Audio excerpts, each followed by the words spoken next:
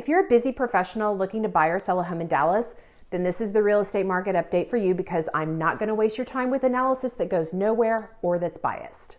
This market update focuses on neighborhoods in Dallas proper and the key pieces of information that must be considered when you're thinking about buying or selling a home in Dallas.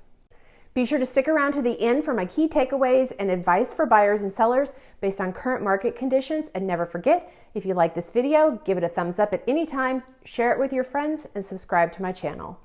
Let's get started. So, is the Dallas real estate market more favorable for home buyers or home sellers? Let's start by making sure we're speaking the same language about what that even means. First, a seller's market is historically defined as a market that has 6 or fewer months of supply, and a buyer's market has 6 or more months of supply. Months of supply is the amount of time it would take all of the homes that are currently on the market to sell if no other homes were listed. So that means that buyer demand and how quickly homes are selling is also factored into the months of supply statistic. So based on this definition, Dallas as a whole was still a seller's market in December. Last month, there was 3.5 months of single-family homes available for sale in all of Dallas. So that was down from 4.5 months in November and up from 2.8 months in December of 2023. Year over year, months of supply was up in all of the major neighborhoods in Dallas, with the exception of Northwest Dallas. In this area, inventory was only slightly lower. The supply of single-family homes was highest in Oak Lawn. This area also had the biggest jump in supply year over year, but it's starting to come down. Supply was most limited in North Dallas. All of the other parts of Dallas kind of fell in between these two neighborhoods. So if you've been thinking of buying or selling, this chart gives you an idea of how much competition is in the area that interests you and whether or not market conditions are more favorable for buyers or sellers. Since buyer demand factors into the months of supply statistic, let's look at how many home sales closed in December. So there were almost 600 Dallas home sales that closed in December. That was about the same number of closed sales in November and also in December of 2023. So overall, sales were up in 5 of the 7 areas tracked in this real estate market update. Closed home sales in North Dallas nearly doubled in December, and sales in East Dallas increased 12% year over year. So there was no significant shift in the other areas of town, which demonstrates that demand for single-family homes in Dallas has been steady for the past year. Let's talk about days on market. So higher mortgage interest rates and a little more inventory have created a market where it takes a little longer for homes to go under contract after they're listed.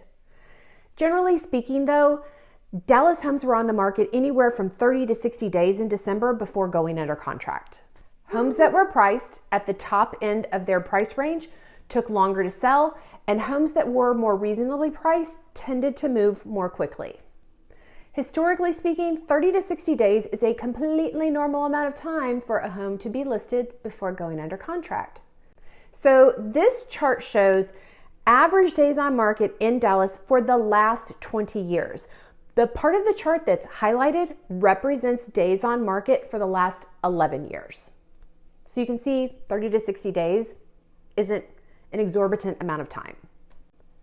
So another indicator that the Dallas real estate market was still favorable for home sellers was the original list to sale price ratio. So generally speaking, buyers paid anywhere between 92 and 96% of the seller's original asking price on average in December. Again, these numbers track with what is historically normal for Dallas. Let's move on to what everyone wants to talk about: sale prices and appreciation. In December, the average sale price for a single-family home in Dallas was $686,413, which was up 5.2% year over year and also up slightly month over month. Prices were up in 5 of the 7 major areas of Dallas and unchanged in the 2 other areas. East Dallas and Lake Highlands had the greatest year over year appreciation, followed by Northwest Dallas. Oak Cliff remained the most affordable of these Dallas neighborhoods. So the average sale prices in Oak Lawn and North Dallas were down slightly year over year, while appreciation in far North Dallas moved back towards what's historically normal for that market. All right, so let's recap with my 5 key takeaways from this December-January real estate market update. Number 1, supply or the inventory of homes available for sale was up in December, but not to the point where the market shifted to being completely favorable for home buyers. In terms of inventory, if you've been looking for a home and you haven't seen anything that you like, give it some time. Inventory typically starts to go up again in February. In fact, there were about 400 Dallas homes that were taken off the market for the holidays. If those owners are serious about selling, they'll be back on the market, likely at a new price in February. Number 2, total sales were down in 2024, but they were quite similar to 2023, which indicates that demand has been steady for at least the past 24 months. Number 3, 30 to 60 days on market is considered normal when you look back at the last 11 years. It just feels a lot slower than what we're used to because the real estate market here was on fire for so long. Number 4, on average, home sellers are still getting 92 to 96% of their original asking price, which demonstrates that there's not a fire sale on homes in Dallas. It's also the reason that there is still significant to moderate appreciation throughout the most popular neighborhoods in Dallas. Lastly, what the Dallas real estate market does in 2025 is going to depend on a lot of factors like mortgage interest rates, supply, price appreciation, consumer confidence, job growth and corporate relocations, and employees being called back to the office 5 days a week. So the best way to stay on top of what's going on in the market in 2025 is to subscribe to my channel or have a monthly market update delivered to your inbox by subscribing to my newsletter. There's a link for that in the video description below.